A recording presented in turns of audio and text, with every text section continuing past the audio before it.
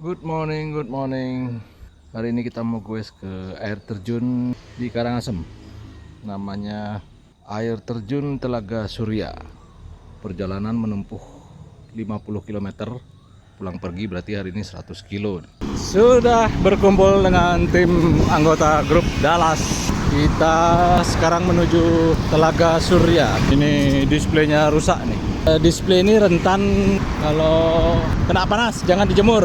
Pernah kejadian ada rental itu dia nunggu kliennya nggak datang-datang, jadi sepedanya dijemur nungguin klien di tengah terik matahari berjam-jam. Akhirnya LCD-nya retak karena kepanasan. Jadi para pengguna e-bike ya, musuhnya e-bike itu matahari, bikin kabel getas. Itu tolong dijaga itu, jangan langsung terkena terik matahari dalam waktu yang berjam-jam. Kalau kena terik matahari sambil jalan sih nggak apa-apa karena kena angin ya, jadi dingin dia. Kalau diem parkir gitu kepanasan, wah kasihan LCD-nya. Tuh banyak orang yang belum paham tuh. Setelah itu sama air itu musuhnya electric bike. Sekarang pinter-pinternya kita aja bagaimana caranya mensiasati supaya air tidak menembus ke bagian dalam elektroniknya. Kalau display ini hujan-hujanan masih oke lah, saya sering juga kok hujan-hujanan. Nah, terus pinter-pinteran ini baterai sudah kita wrap semaksimal mungkin supaya nggak kemasukan air. Setelah itu tasnya pakai tas yang waterproof. Setelah baterai dijaga, controller berikutnya jangan sampai kemasukan air. Kalau dari pabrikan sih sudah keselak. Kalau dari pabrikan controller tuh sudah di seal, udah ada sealnya supaya air nggak masuk. Cuman pernah ada kejadian orang rental kecemplung di sungai, itu sampai kerendam, airnya masuk di controller lewat kabel-kabel itu masuk, dia udah nggak bisa terselamatkan sudah. Mungkin kalau ada yang punya e-bike boleh tuh dari controller yang keluar kabel dikasih seal, dikasih lem silikon supaya air nggak bisa masuk. Ini kita hujan-hujanan udah biasa. Sama di mesin, bagian mesin. Kalau untuk bagian mesin tuh perawatan air terkena air itu masih aman kok. Terkena cipratan air masih aman. Cuman saya pernah bongkar beberapa kali, itu ada juga yang dinamonya kebakar, gulungannya penuh karat, dia kemasukan air karena dari tutupnya itu tidak ada sealnya. Itu mensiasatinya bisa ditambahkan lem silikon untuk tutup mesinnya, itu air bisa masuk karena mungkin karena sudah mesin-mesin itu sudah lama ya. Kalau mesin baru sih masih rapet dia. Mesin yang udah lama, yang udah pernah dibuka mungkin nggak rapet dia nutupnya, akhirnya kemasukan air. Atau mungkin juga sudah lama kena panas, kena apa, memuai mungkin besinya, akhirnya air bisa masuk ke dalam ruang mesin motor. Ya itulah tips-tips buat merawat e-bike, semoga bermanfaat. Dari bypass Ida Bagus Mantro, Federal Jadul Merah siap melibas jalur sampai ke Telaga Surya melawan mesin-mesin besar nih. Yang penting jokinya kuat aja guys, pasti nyampe. E-bike itu mesin sepeda listrik untuk sepeda ya, itu berbeda. Ini yang punya saya ini nggak pakai gas, nggak ada gasnya ini. Nih shifter, tombol kontrol power, display sama shifter nih, nggak ada gasnya. Jadi naik sepeda itu bukan main ngegas gitu, beda, bukan kayak sepeda motor listrik ini. Jadi kalau dia dikayuh, dinamonya membantu untuk mendorong. Pas awalan itu kan momen-momen yang berat tuh, kalau habis lampu merah kita berhenti mengawali start untuk melaju, itu kan perlu tenaga besar. Dengan adanya e-bike ini, tenaga yang kita keluarkan tuh stabil ya, nggak yang berat tapi santai di kecepatan begini 20 nih, santai. Jadi kalau ada e-bike, tenaga yang kita keluarkan tuh stabil terus. detak jantung, persendian aman, tidak dipaksa bekerja keras. Terus untuk olahraga pun ya ini, tinggal kalian mainkan powernya ini aja, mau seberapa besar power yang dikeluarkan dari mesin. Jadi kalau mau olahraga ya sudah powernya kecil aja. Kalau mau dipakai untuk transportasi perlu agak cepet, powernya gedein, ya itu konsekuensinya baterai jadi boros. Nah kayak gini nih, kita nih ketinggalan jauh. Ini enak, gampang nih kalau ada e-bike, tinggal powernya digedein, sebentar aja kesusul. Ini powernya pedal assist 5, sebentar aja kesusul nih teman-teman di depan. Jadi kita nggak ada istilah kayak ketinggalan jauh. Nah ini semakin mendekat, makin mendekat. Kalau pakai sepeda manual, wah, susah yang ngejar dengan jarak hampir 50 meter. Waduh, cipratan air. Wajib pasang spakbor depan belakang biar nggak kotor. Nah, udah kesusul kan? Hanya beberapa detik saja udah kesusul. Kalau udah kesusul gini, udah kurangin powernya. Atau nggak, dimatikan saja.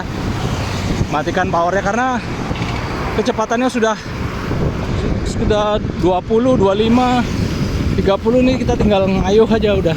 Nggak perlu pakai bantuan mesin lagi. Oke, semoga bermanfaat informasinya. Sampai juga di Taman Safari Bali. Mau dikasih makan, kasih makan harimau bersama Bapak Yunsar, pemilik Land Rover yang ada di Taman Safari. Ini ternyata orangnya. Ada 12 unit ternyata. Dulu, sekarang udah dijualin ya. Nas. Masih bersama si Federal Merah. Kita berpisah dulu sama Mbah Nugroho. Kita lanjut lagi. 30 km lagi. Siap. Ayo, Mbah. Oke, teman-teman udah start duluan. Kita kejar lagi. Mengejar keketinggalan. Sepeda saya limit maksimum speednya di 30 km per jam. Jadi begitu menyentuh kecepatan 30 km per jam, mesin nonaktif sudah. Jadi tenaga kita yang 100% mengayuh. Kalau sudah kecepatan 30 km per jam kan kayuhannya nggak berat banget. Jadi kita nggak kepanasan juga, energi tetap stabil. Energi kita tuh nggak langsung cepat terkuras. Nah, jadi banyak hal yang membuat kita jadi bisa bersepeda lebih jauh lagi. Mulai dari kecepatan terbantu, fisik kita terbantu. Kayak gini kita juga cepet bisa sampai di ketujuan. Jadi kita pulang juga bisa lebih cepat. Ada waktu buat keluarga. Di siang hari nanti kita bisa jalan-jalan bersama keluarga. Hari ini kita berjalan sama teman-teman. Jadi hari Minggu ini semua kebagian lah. Jangan seharian goes habis. Kasihan yang di rumah, anak istri menanti. Harus dihibur juga itu anak istri disayang. Rindang, nggak begitu panas. Oke, ada satu lagi nih kelebihan dari e-bike yang kelihatannya sepele tapi sangat menyingkat waktu, membantu banget nih. Jadi kadang-kadang kita nge-shift gear itu kelolosan sampai rantainya lepas keluar ke kanan nih. Tadi sempat tuh rantainya tuh keluar ke kanan, jadi terlepas dari jalurnya. Nah, terus kita kayuh aja terus sambil shifternya ini dipindah ke gigi kecil sambil dikayuh karena sensornya ada di crank ini, di pedal ini. Motor tetap bantu mendorong. Setelah motor tetap bantu dorong, kita pindah shifternya, rantainya balik lagi, masuk lagi. Jadi kita nggak perlu turun dari sepeda, pegang-pegang rantai kotor tangan, dia balik lagi, masuk lagi. Memang sih kalau nggak pakai mesin juga bisa, tapi pada saat kecepatan tinggi mungkin ya. Kalau kecepatan rendah otomatis ya kita harus berhenti benerin rantainya lagi. Oke, itu juga sekian tips dari bengkel e-bike. Aduh, 350 watt sudah nyusul semua nih, padahal paling depan ini 500 watt. Woi, sudah nyampe. Ayo. Baru mau nunggu, kirain lama. Penghemat baterai. Penghemat baterai. Wih, kencang-kencang semua. Cuman ini yang paling kecil nih. Paksa controller didinginkan. Belum overheat. Masih aman. Karena hari ini medannya cukup berat dan lawannya tangguh-tangguh. Tangguh mesinnya sih. Mesinnya gede-gede, 500 watt sama 750 watt. Saya pakai mesin yang paling kecil. Terpaksa ini kontrolernya mesti dipindah posisinya buat mengantisipasi supaya tidak overheat. Karena jalurnya nanjak terus nih. Terus nanjak dari bypass itu Bagus Mantre, nanjak sampai ke atas ke Bangli dengan kecepatan lumayan penuh, 25 km per jam. Ups, hati-hati. Nih controller saya pindahin di pinggir supaya kontrolernya kena udara. Kalau ditutup sih boleh aja. Kalau kita jalan di tempat flat di kota-kota itu aman, nggak perlu dibuka. Ini karena ini separuh kompetisi, jadi harus diakalin, kontrolernya dikeluarin biar dingin. Aduh, ngebut dulu, ngejar yang di depan. Wah, jalurnya memang benar-benar bukan peruntukan mesin kecil nih. Nanjak terus sampai ke atas, nggak ada berhentinya. Kalau mereka mesinnya sih gede, habis itu pakai ban lebar-lebar, itu kenceng-kenceng aja mereka. Kita harus ngakalin pakai ban yang kecil, ban slick, ban road ya. Itu efeknya banyak sekali pengaruhnya. Main di crank juga, crank depan kasih yang gede. Jadi pokoknya gimana, hub juga, hub depan pakai yang ngacir, yang bebas hambatan. Habis itu pedal juga pakai yang bagus, yang ada laharnya. Jadi usahakan sengacir mungkin sepedanya, lalu dibantu dengan mesin e-bike, nggak bakal overheat dah, tetap ngacir. Jadi kalau bisa sepedanya tuh dibagusin dulu, sepeda bagus baru kasih mesin. Nggak perlu baterai gede-gede, bisa sejauh jarak tempuhnya.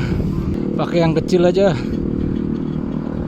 bisa selisih 20 km dengan baterai yang sama, mesin yang sama, tapi di sepeda yang berbeda. Misalnya satu di MTB, terus satunya lagi pakai di road bike. Wah, road bike-nya bisa jauh banget meskipun baterai dan mesinnya sama kapasitasnya. Jadi begitu pemahamannya e-bike ya guys. Bisa terpaut puluhan kilometer di sepeda yang berbeda. Aduh, baterai pertama sudah habis. Kita sudah menempuh jarak 30 km. Sekarang ganti baterai kedua, jarak masih 20 km lagi. Ini teman-teman jauh di depan, saya suruh tinggal aja karena pakai e-bike jadi pede nih. Ini medannya kita pakai ekstrim nih, off-road. Bukan off-road, sorry, medan ekstrim nanjak. Mesin kecil kita geber habis-habisan ini. Kita pakai semaksimal mungkin di medan keras. Jadi biar yakin teruji. Jadi kita jualan tuh harus tahu ya produk apa yang kita jual, kemampuannya sampai mana, batasannya sampai mana, supaya nggak salah tanggap pemakainya. Ini nggak ada gasnya nih. Aduh, nggak ada gasnya susah. Jadi harus dikayuh baru mau jalan. Aduh, powernya gedein dulu biar kenceng. Kalau ada gasnya tadi enak, tinggal dibantu gas, sepeda jalan, langsung kita kayuh. Berhubung nih nggak ada gasnya, harus punya keterampilan, keterampilan berakrobatik. Oke, kita kejar teman-teman di depan dulu, jauh ketinggalan nih. Akhirnya kesusul juga. Aduh, mampus ke mesin kecil, ganti baterai habis. Hah? Baterainya kecil-kecil, Kecil-kecil berapa? 3 unit, Enggak, 36 volt. enggak ampernya. Ampernya 10 10 10. Ya ini tidak 10. 10 ya, tapi 48 volt. Beda. Oh, gitu. 48 kali 10 480 watt hour.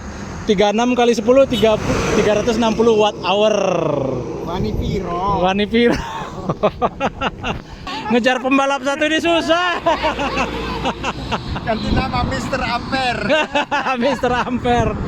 Harus pinter-pinter ngakalin nih biar nggak overheat. Sejauh ini sudah nanjak 10 kilo, mesin kecil nggak ada overheatnya. Biar kontrolernya kena angin nih. Ini cara mengantisipasi. Ditanyakan supaya nggak overheat. Ini medannya ekstrim loh, super ekstrim, nanjak terus, nggak ada turun-turunan. Oke, itu tips. Emang sih tampilannya kurang menarik ya karena mesinnya di luar. Jadi kalau kalian pemakaiannya biasa-biasa aja, nggak perlu sampai se ekstrim ini ngeluarin controller. Cukup taruh dalam tabs semuanya, aman. Jalan flat di kota-kota, ngebut-kebutan aman. Kalau overheat pun ya tinggal istirahat sebentar, udah ngacir lagi. Oke, kalau nggak mau overheat ya ganti mesinnya pakai yang besar, bro. Habis ganti baterai tadi, nunggu nyusul mereka ya nggak begitu lama sih, udah kesusul. Itu enaknya sepeda pakai listrik, sangat membantu banget. Oke, sekarang kita bahas jeleknya e-bike ya. Jadi jangan bagusnya aja ini yang kita harus netral. Netral memihak sedikit. Ini jeleknya e-bike nih. Memang kita irit di biaya untuk BBM. Itu bahan bakar ya, dibandingin bahan bakar jauh lebih irit pakai ini baterai. Kita sekali ngecas paling habis cuman 400 rupiah, ratusan rupiah kali ya, nggak sampai kan, 200 rupiah mungkin. Itu bisa menempuh 40 kilo, 50 kilo dengan investasi baterai harga 2 juta. Itu umurnya bisa sampai 3 sampai 5 tahun tuh. Klien-klien saya yang mulai servis kembali. Jadi usia lithium itu usianya panjang, bobotnya jauh, ringan. Ini kenapa berhenti nih? Oke, balik bahas ini ya, jeleknya. Jadi borosnya itu boros di jokinya nih, jadi bikin lapar. Sekali makan 10.000 sampai 20.000. Nah, tapi jadi sehat kalau makan ya. Jadi yang susah makan, susah minum, naik e-bike aja. Jadi lancar pencernaannya, peredaran darahnya lancar. Yang terpenting juga pikirannya, itu yang penting tuh. Orang stres jadi sakit. Kalau hidup enjoy gini, wah awet muda lah kalian. Itu tadi Pak Yunsar aja usianya udah 70-an tuh, tetap happy aja, panjang umur deh. Pokoknya dipakai happy aja. Habis gitu Senin sampai Sabtu kerja keras, Minggu enjoy. Sementara si merah jadul ini masih terus berjuang di tanjakan Besakeh. Buat teman-teman yang tahu medannya, jalur Besakeh nanjak terus, nggak ada turun-turunnya. Ada teman di belakang dua lagi foto-foto. Di depan teman-teman ada lagi berapa orang, dua. Oke, kita goes lanjut lagi. Sementara dengan teknik controller ditaruh di luar, nggak pernah overheat nih. Oh, lu lihat tuh, padahal nanjak terus tuh. Ini jalanan nanjak terus dari tadi nih. Oh, kayak tanjakan di Brugul. Tapi lebih sadis Brugul sih. Ini masih ada flat-flatnya dikit meskipun nanjak terus. Nanti kalau mulai overheat saya kasih tahu. Saya nggak bohong-bohong lah. Jualan apa adanya lah. Nggak ada yang ditutup-tutupin. Sementara ini digeber masih lancar terus, ya kan? Pada ngasuh lumayan, dinginin controller. Ya. Wih, ini namanya apa ini? Bukit Jambul. Oh, goes nonstop. Lanjut terus. Ya ampun. Baterai double guys. Pede dia, baterai double. Dari Bukit Jambul. Si Merah Jadul bawa muatan nasi ini. Bahan bakar joki. Tetap eksis. Nggak ketinggalan sama yang lain. Musuhnya nih 500 watt mid drive 750 watt, mid drive 500 watt. Beuh, gila musuhnya. Baterai pertama tadi yang sudah habis itu bisa menempuh jarak 30 kilo. Sedangkan kalau saya pakai di kota-kota jalan flat itu bisa sampai 50 kilo, 60 kilo. Jadi hampir separuh, kadang separuh ya, bisa lebih, separuh lebih jauh lagi kalau di tempat yang flat. Nah itulah, jadi agak bingung juga kalau ditanya baterai sekian bisa jarak tempuhnya berapa. Itu kembali ke joki, kembali lagi ke medan yang kita lalui, sama jenis sepeda yang kita pakai. Itu faktor-faktor yang membuat jarak tempuh berbeda. Jadi itu harus dipahami. Harus, ya begitulah range selisihnya, perbedaan di jalan flat sama di jalan menanjak. Bisa terpaut banyak selisih kilometernya. Kita geber habis dari tadi, nanjak terus. Aman. Tidak ada kendala mesin kecil, bahkan mampu mengimbangi mesin besar di depan 100 watt. Yang penting kita paham ngoper gigi, main gigi, supaya kontrol tetap dingin dan baterai tetap irit. Sampai di ini Plang Kintamani Singaraja Besakih. Nyampe bro, nggak perlu waktu lama. Sampai juga. Ternyata permandian bukan ini ya. Oh itu air terjunnya itu.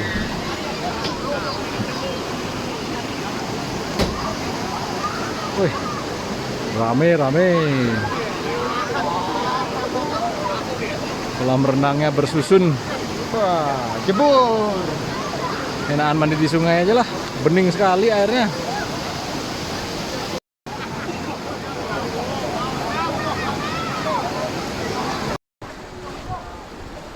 Mandinya paling belakang. Paling banyak dapat vitamin. Oh iya. Langsung. Oh, yang di depan ngasih vitamin langsung lewat. Bos. Mantap, Bro. Airnya bening. Bening, deras. Menikmati vitamin K, vitamin D, vitamin matahari. Wih, paling sehat itu. Ayo kita nyebur sekarang. Siap. Persiapan goes lagi kita. Nanjak Wih, ini yang paling muda. Merasa paling muda. Paling muda. Wih. Rame.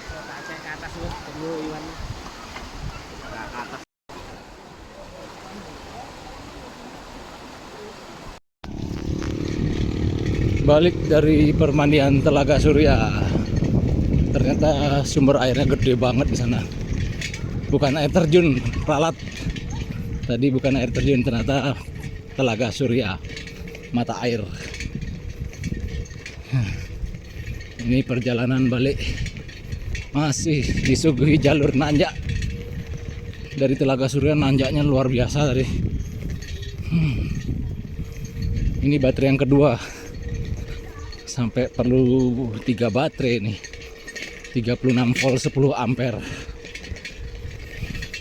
Dengan jarak tempuh 100 kilo pulang pergi hari ini. Udah berangkat tadi jam 7. Ini rendeman sekitar 1,5 jam. Di jam berapa nih? Jam 12-an. Waktunya balik. Wih, perjalanan balik dari Telaga Surya sejuk. Berarti tadi nggak bisa ngerokok, nggak bisa ngangkat. Nggak bisa. Goes bersama Om Yadi Dallas. Ayo gabung. Gabung yang mau gabung. Asik kita hunting tempat permandian. Pegunungan. Nih hunting apa lagi? Hunting duren nih. Wih, tetap hunting duren. Duren mentega. Mantap. Terima kasih. Ganti baterai lagi.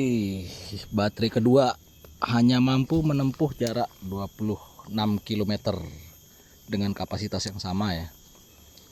Tapi medannya jauh, nanjak, ekstrim.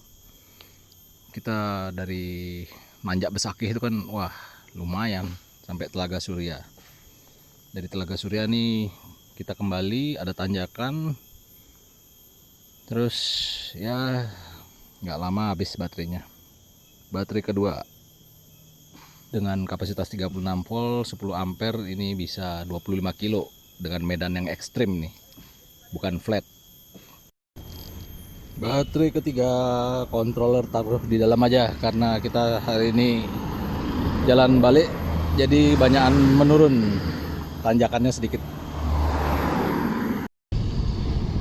Lega jalan turunan terus. Dari sini sampai ke tempat finish lagi 50 kilo. Cukup pakai baterai terakhir, bakal sisa lebih-lebih. Soalnya jalan turun sedikit banget mengonsumsi energi. Nanti sampai rumah paling masih turun ya sisa separuh mungkin.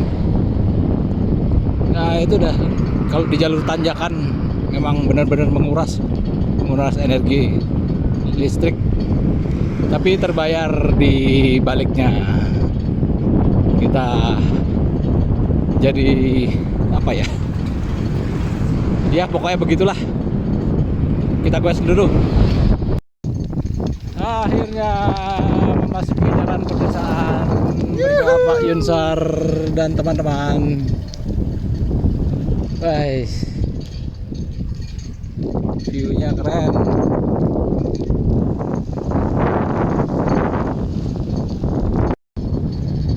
Memang asik bener naik e-bike.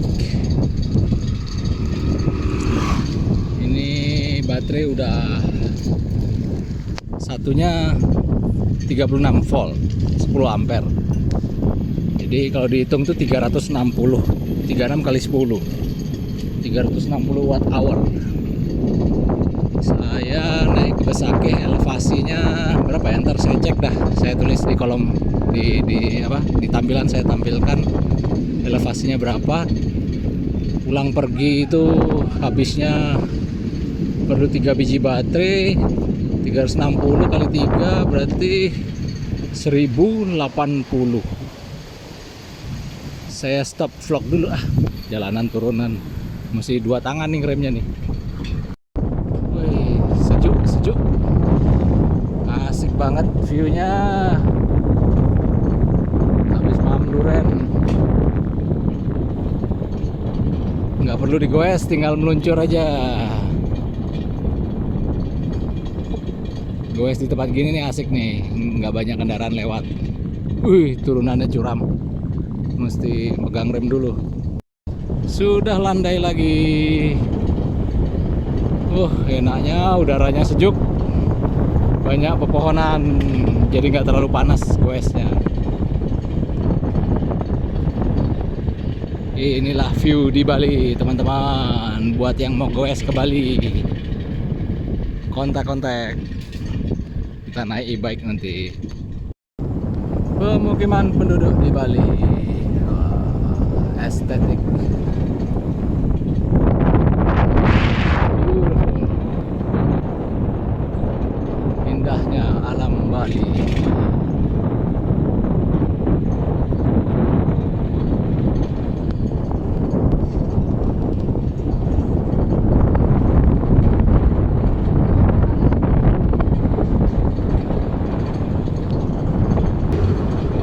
Sepeda Federal Classic ini